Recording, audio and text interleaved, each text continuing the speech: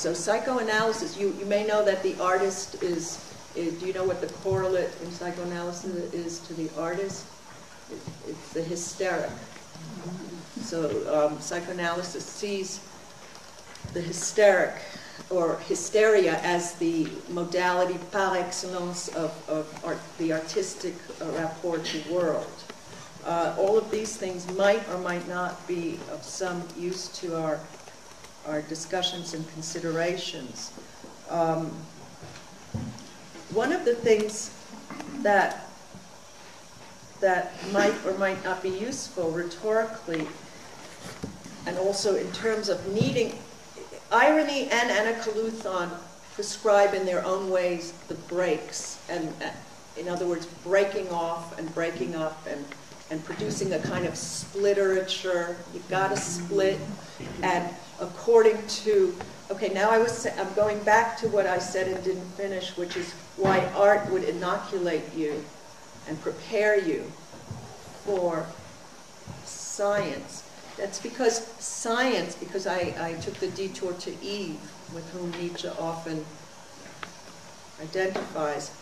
Science no longer is beholden to truth, according to Nietzsche. And it has to go its own way.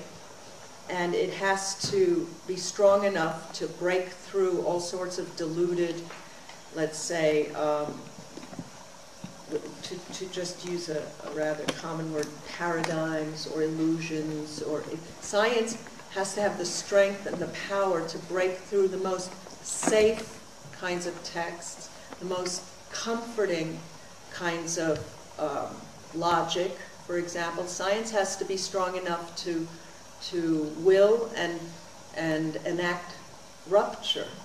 So, for example, something like logic, or a logical argument, or a logical derivation, or induction, and so on, for Nietzsche is this kind of drug for those who are weak, who can't handle, and this is where Bataille might be hooked in, and it might help you to think, but Bataille put out the call for, he said, stop making sense.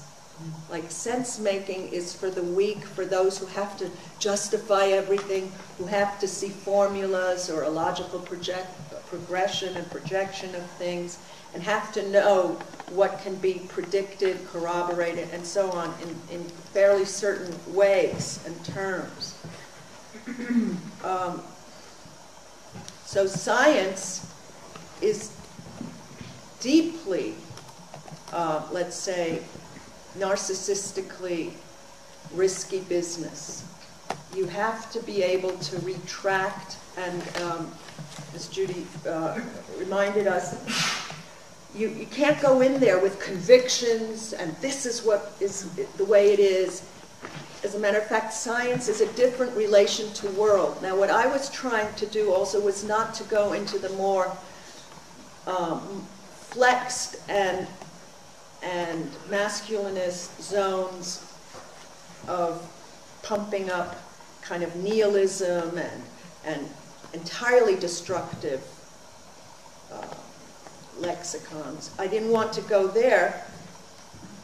I wanted to imagine the gay science also, and the experimental possibilities, a certain space where the testing or the test drive qualifies and disqualifies existence in certain ways. So things have to qualify, things have to be corroborated, things have to be proven time and again, but not necessarily with the pumped up, what Rorty calls these kind of grand ironists who want to destroy the world and just start all over again, or, you know, these kind of great supermanic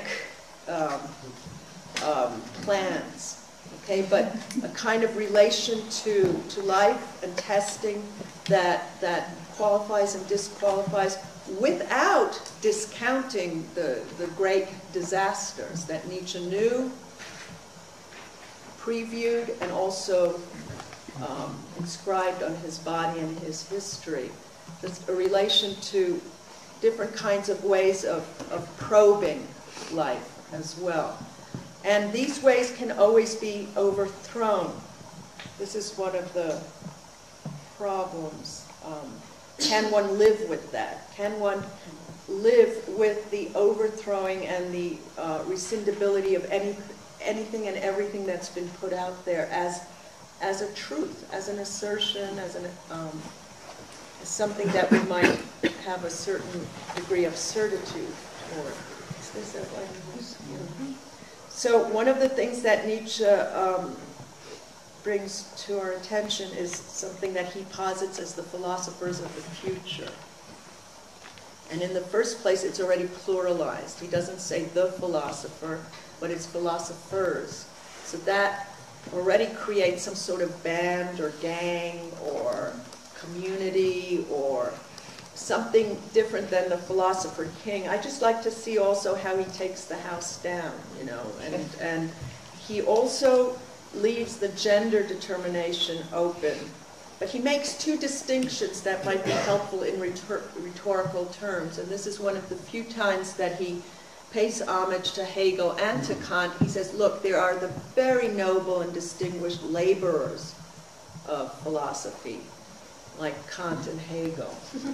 And they did an immense amount of work. They brought things to us.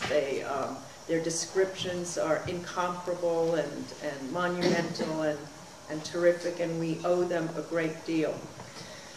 And they're noble laborers. And then there are the legislators, and they're the ones who are kind of performative daredevils that he momentarily and provisionally opposes to the laborers, and they're the ones that legislate what should be. And that's the philosopher of the future, who has a certain relation to language that can be violently imposed and posited.